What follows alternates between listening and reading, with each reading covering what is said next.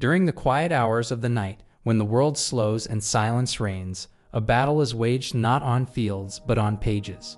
Welcome to our guide on how to effectively study the night before a test. Tonight, you're not just a student, you're a strategist plotting the victory over tomorrow's challenge. You'll learn tactics that defy conventional wisdom, harness the power of last-minute preparation, and unlock the secrets to turning the tide in your favor. Stay with us until the end, for each moment holds a key, a lesser-known lifeline that could make the difference between triumph and surrender. This is your guide for the crucial moments. Find a nice quiet spot to study. Finding the ideal place to study is like embarking on a quiet trip.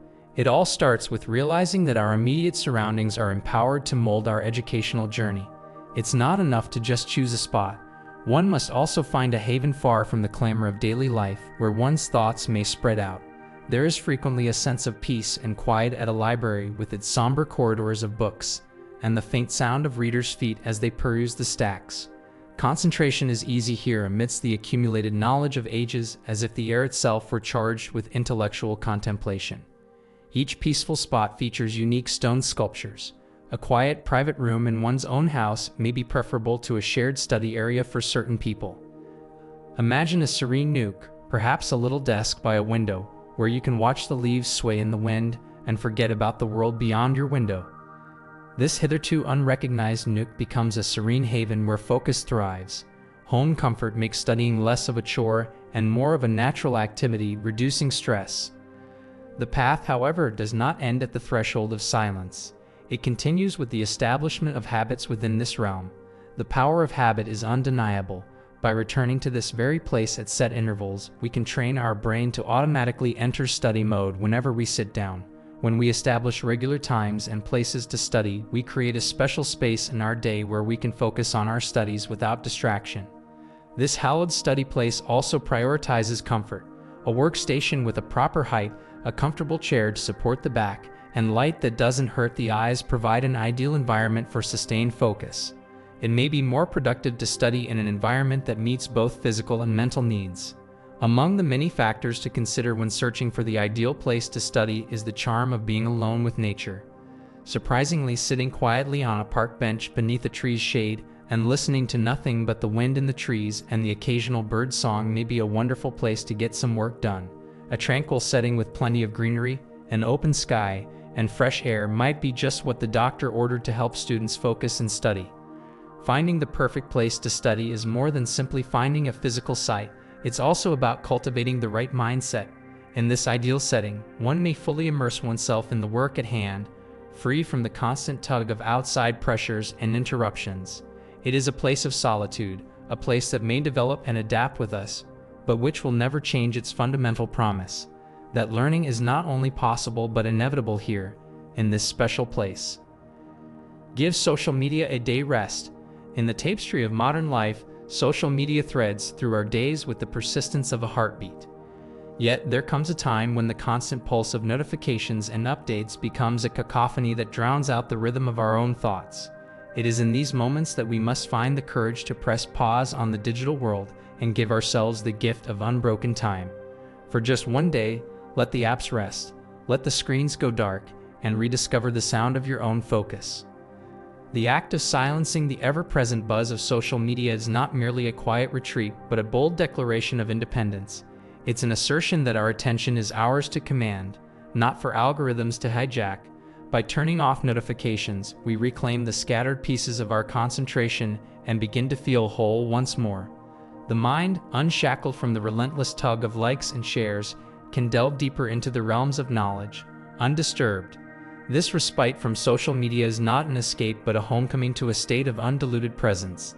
In the newfound silence, the mind can stretch and breathe, free from the constraints of character limits and the glare of the public eye. Ideas that were once fleeting shadows in the corner of our awareness can now step into the light, fully formed and demanding attention. The clarity that comes from this day of rest is not just refreshing, it's revelatory. The world will not cease its spin if we step away from social media for a day. The streams of content will continue, indifferent to our absence. Yet in this brief hiatus, we find a sanctuary of serenity where our thoughts can flow as freely as the rivers of content we so often consume.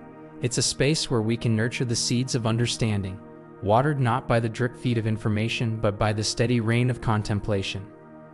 And as the sun sets on this day of digital detox, we may find that the threads of social media, once so vibrant and all-consuming, now appear fainter and less insistent. We may discover that the world within us, teeming with ideas and insights, is as vast and captivating as the one we've been scrolling through. In the silence, in the absence of the digital crowd, we meet ourselves anew, ready to study, learn, and grow with a mind that is truly our own. List down all the important topics. Creating a list of essential subjects is like making a map in the academic world, where information spreads like wild, unexplored terrain. This attempt demands careful planning and insight into the future, in addition to familiarity with the current landscape. By using the list as a guide, the learner can navigate the complex material and ensure they don't miss any crucial concepts. Condensing lengthy lectures and textbooks into concise bullet points serves as a guide to comprehension. Making this list is more than just a formality, it's a mental challenge that will benefit you in the long run. It calls for judgment and the ability to go through information and extract the most important details. This choice is influenced by the syllabus weight, idea interconnection, and insights from previous papers, so it's not completely arbitrary. The ability to see patterns, comprehend the concept hierarchy, and foresee an inquisitive examiner's possible inquiries are all necessary. The procedure changes and adapts as the learner explores the material more thoroughly. After further examination, what seems crucial at first could actually be a branch leading into a more extensive vein of reasoning. On the other side, a previously unnoticed subject may turn out to be crucial to the whole knowledge. That is why the list is dynamic and subject to change as more information becomes available. It is not a static document. In addition to committing to cover the land marked out, the act of listing also serves as a pledge to oneself. It is an assertion of purpose, an introduction to the study of itself. As you go through the academic journey, each item on the list serves as a checkpoint, a milestone.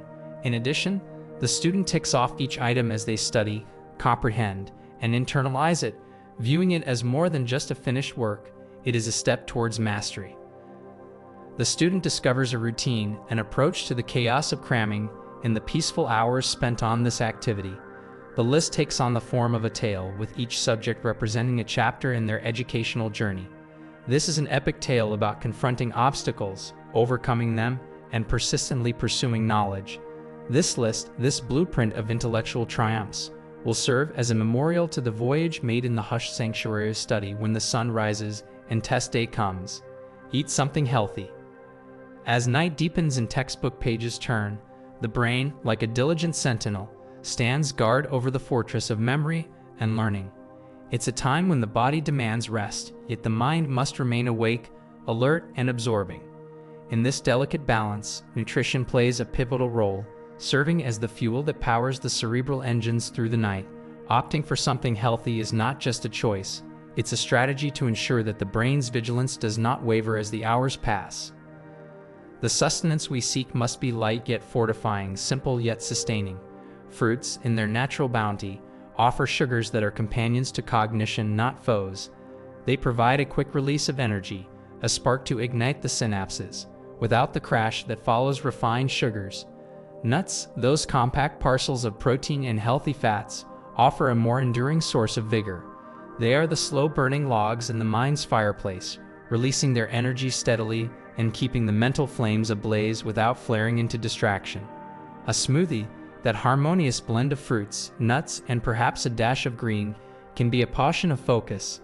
You can tailor this concoction to your taste, always keeping the goal in mind: to nourish without burdening, to refresh without causing lethargy. The act of sipping slowly on a smoothie is a ritual that can punctuate the study session, a momentary pause that is as much a part of the process as the study itself. Set aside heavy meals and grand feasts that invite slumber for another time. They are the celebrations for after the test, not the preparations for before.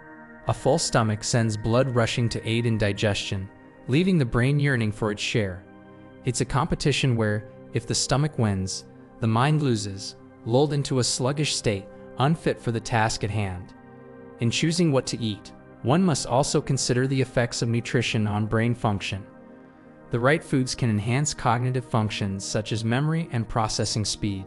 Studies have demonstrated that foods rich in antioxidants and anti-inflammatory components, such as fruits and nuts, can mitigate age-related cognitive decline. They are not just food, but medicine, a preventive measure against the wear and tear of time and stress. Thus, as the night unfolds and the test looms, let the student arm themselves not with caffeine and sugar, but with almonds and apples, with smoothies that are as much a shield as they are sustenance. In the quiet battlefields of study, it's not just the knowledge that must be sharp, but the mind that wields it, fueled by clean eating. Explain to someone else. In the quiet theater of the mind, where knowledge is both the script and the performance, the act of teaching becomes a rehearsal of mastery. Explaining a concept to another involves exploring the landscape of understanding from a fresh perspective, with each explanation serving as a journey that deepens the imprint of memory and insight. It is a dialogue in which questions are invitations to delve deeper, and the act of articulating thoughts solidifies them into tangible understanding. The teacher in this intimate exchange becomes both the guide and the learner, for in the effort to illuminate another's path, they cast light upon their own. This pedagogical dance is not a mere recitation of facts, but an active engagement with the material. As one prepares to teach, the mind organizes thoughts, seeking clarity and coherence. The learner's curiosity prompts the teacher to delve deeper, to anticipate questions, and to explore the subject matter from multiple angles. Exam nerves or the passage of time do not easily shake this process, which fosters robust comprehension. The benefits of teaching others are manifold and profound. Research has shown that students who teach what they've learned go on to show better understanding and knowledge retention than those who simply restudy. This phenomenon, often referred to as the Pratigay effect, suggests that the act of teaching compels the teacher to retrieve and reprocess information, thereby reinforcing their own learning. It is a strategy that harnesses the natural sociality of learning, transforming solitary study into a communal act of intellectual growth. Furthermore, instructing others serves as a reflection of one's own understanding. It reveals the gaps and strengths, the overlooked details, and the well-grasped concepts. Explaining forces one to face their uncertainties and fill the gaps in understanding through renewed inquiry and research. It is a self-correcting mechanism, a feedback loop in which each iteration improves knowledge precision. In this endeavor, a student's choice is as important as the choice of words. A friend, a family member, or even an imagined audience can serve as the sounding board for one's explanations. The interaction between the teacher's explanations and the learner's perspective, a confluence that enriches understanding for both parties, is crucial. As the night wanes and the test looms, the act of teaching stands as a beacon of preparedness. It is a testament to the readiness not just to recall but also to apply, analyze, and synthesize the knowledge acquired. Those who assume the role of a teacher, even for a brief period, reap rewards not only from the wisdom they impart but also from the wisdom they acquire, a wealth of knowledge they share and relish in the peaceful hours before dawn. Rereading over their notes. The act of rereading one's notes is a ritual as old as learning itself, a return to the familiar grooves of thought and study. Retracing our steps through the intellectual landscapes we traversed ensures we've left no stone unturned and no idea unexamined. As we pore over the pages, our past selves meet our present, and the annotations highlight a dialogue across time. It is here, in the quiet communion with our own handwritten words, that learning deepens and the ephemeral becomes etched in memory. Highlighting key points serves not only as a visual task but also as a cognitive one, indicating to the brain that these words and concepts form the foundation of understanding. It's a method of distillation, boiling down the essence of lectures and readings into potent, memorable insights. By summarizing these main ideas in our own words, we own the knowledge and can articulate and explain it. This review process is more than mere repetition. It's an active engagement with the material. While some research suggests that rereading can be a less effective method of studying compared to more active techniques like practice testing, it still holds a place in the pantheon of study strategies. It's a bridge between the initial encounter with new information and the more rigorous challenge of recalling it without prompts. Rereading primes the mind, setting the stage for the deeper work of active recall and application. Yet rereading is not without its nuances. It's not a passive skim over familiar lines, but an intentional and focused revisitation. It's an opportunity to ask questions, to probe deeper into the text, and to connect dots that were perhaps only faintly visible on the first reading. Clarifying uncertainties, filling in gaps, and reinforcing the knowledge framework will be crucial when the test commences. In this act of rereading, there's also a subtle transformation that occurs within the learner. Each pass over the notes builds confidence in the material and oneself. Recognizing familiar terms and concepts fosters a sense of readiness, confirming that we are familiar with this terrain and can successfully navigate it. This confidence, born of the simple act of reviewing one's own notes, can be as crucial as the knowledge itself when facing the pressures of a test. So as the night unfolds and the hours dwindle, let the student return to their notes, not in a frantic scramble for last-minute cramming, but with the deliberate intention of solidifying what they have learned. Let them highlight, summarize, and engage with the material, knowing that each line revisited is a step closer to mastery and each summary is a personal claim over the vast landscape of knowledge that lies before them. Don't panic. Panic can cast a long shadow in the calm hours leading up to an exam, casting a shade that could obscure all the hard work you put in over the past several months. However, it's crucial to invoke serenity during these times. The ability to remain calm in the face of adversity is more than simply a talent. It's a weapon in the fight against the worry that tries to erode one's mental capacity. Keeping one's cool means taking control of one's own thoughts and leading them peacefully away from the brink of panic. Even the most fundamental function of life, breathing, becomes an effort of resistance against fear. Taking deep breaths from the diaphragm is like dropping anchors into a sea of tension. They stay put despite the waves of anxiety. Breathe in steadiness and let go of anxiousness with every breath out. Breathing in a regular pattern is like having a conversation with your body. It's a comforting reminder that even when your heart is racing, you can find peace inside yourself. The mentality one brings to a study session determines whether they succeed or fail. An optimistic outlook does not protect one from adversity, rather, it allows one to see possibilities in adversity. The alchemical process transforms the sludge of potential setbacks into a shiny prospect of future success. When you start studying with a positive outlook, you give the act of studying a sense of meaning and potential, and you believe that your hard work will pay off. There are many ways to preserve this tranquility. Visualizing the accomplishment of one's goals can be a powerful source of inspiration. You may protect yourself from the deluge of what-ifs by cultivating mindfulness, which means staying in the here and now. Tensing and releasing muscles in a sequential manner is known as progressive muscle relaxation, and it can help loosen mental and physical stress. And exercise, the most tangible cure of all, might help clear the cerebral fog by producing endorphins, which are like natural sedatives for the spirit. The strongest defense against fear, though, is not knowledge of how to avoid danger, but rather the assurance that one has made all possible preparations. That calm assurance comes from having gone over the content several times, from asking questions and getting answers, and from internalizing the information. This self-assurance is a calm yet resolute force that lies just under the surface of one's nervous system, waiting to sweep them away in the face of adversity. Ultimately, it is not the last panicked minute before an exam that matters, but rather the innumerable calm moments spent preparing for it. You win when you decide to give your whole attention to the work at hand instead of dwelling on the results, when you decide to breathe deeply instead of shallowly, and when you decide to confront the issue head-on, fearlessly.